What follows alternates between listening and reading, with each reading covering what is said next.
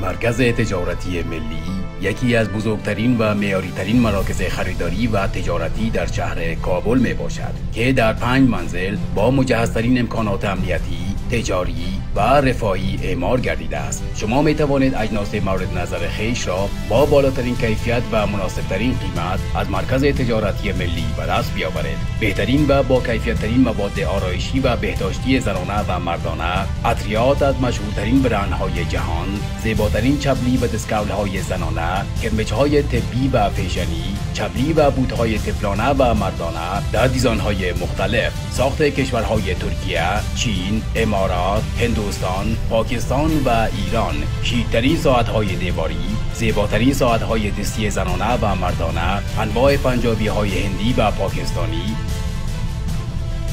و بکس‌های مسافرتی در سایزهای مختلف، حجاب‌های عربی،